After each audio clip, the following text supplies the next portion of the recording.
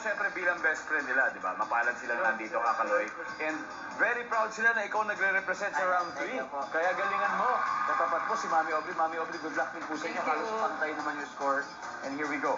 7 answers are on the board. Anong gimmick ang ginagawa ng restaurant o karinderya para maka-attract ng mas maraming customers? Go! Too many generations. Andy Rice. Wow! Ang Andy Rice ang sarap niya. Services. Wow! Pero meron pa. Paring Kaloy. Ano kaya ang gimmick na ginagawa ng mga restaurants o ng mga karinderya para maka-attract ng maraming customers, Kaloy? May discount po. May discount. Ilang Promo! percent kaya ng discount? 90% po. 90% discount. Para libre na po. Para pinamigay mo na. Wow! Pwede po, no? Pwede Ang po. lupit mo. 90% discount daw, sabi ni Kaloy. Net! Kaloy, pass or play? Play po, play. Okay, Miss Aubrey, balik po muna tayo. Margarita! Ina Magenta, anong gimmick na kaya ang pwedeng gawin ng isang restaurant or karinderya para maka-attract?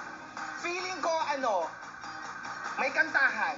Totoo yan. Bigyan mo ng entertainment. Bigyan. To attract, may banda, may... Tama. Wow! Di ba? Nandyan ba yan, survey? Okay. Harvey, anong gimmick ang ginagawa ng restaurant o karinderya para maka-attract na mas maraming customers kaya? Pwede po ba yung aesthetic? Like, maganda po yung design ng place. Oo naman! Kung ako tatanungin mo, oo, pwede yun. Pwede yung mga decor, decoration. Kaya tinatanong. Pero Nice. tingnan natin kung nandyan yan. Aesthetic. Meron yan. Pero tama ka, kailangan pagandahin natin yan. Curvy, ano pa kaya? Ano ang gimmick na ginagawa? Gimmick, ha? Para maka-attract ang mga restaurant owners para sa maraming customers o kahit karinderya. Ano kaya? Mas pinapadami po yung food. I mean, yung parang like chicken, mas maraming chicken.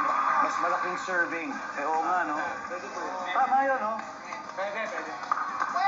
Pwede! O, nandyan ba ang mas marami? Nah.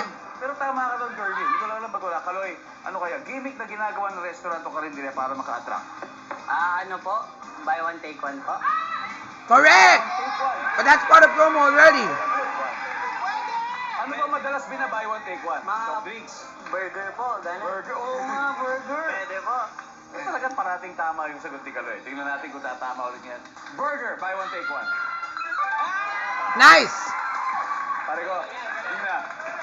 Anong gimmick kaya ginagawa ng restaurant o karinderya para maka-attract ng mga bagong customers? Tina.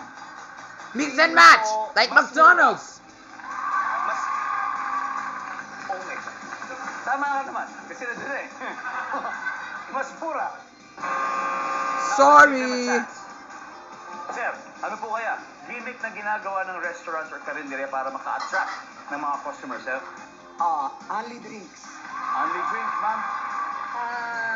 Combo meal, Combo meal, Kitty. Yes, like mix and match. mga activities, May activities. like, Zumba, gano'n?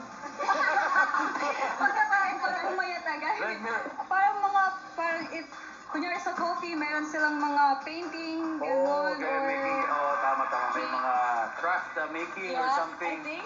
Wow, that's interesting. Alam mo, pag naririnig yung mga restaurant owners sa inyo, baka mamaya gawin nila yan. Ang galing na idea. Pwede. Pero anyway, Kakay, isang tamang sagot lang kailangan natin. Tatlo pa ito, ano kayang gimmick ang ginagawa ng restaurant para maka-attract ng mas maraming customer kahit karinderya? For the win, let's go, Kakay! Mga free foods or free drinks. Free food or free drinks? Okay, nandyan ba yan? For the win! Mga libre! Bigay ba natin libre? Only drinks. Malalaman natin sa pagbabalik ng Family Feud.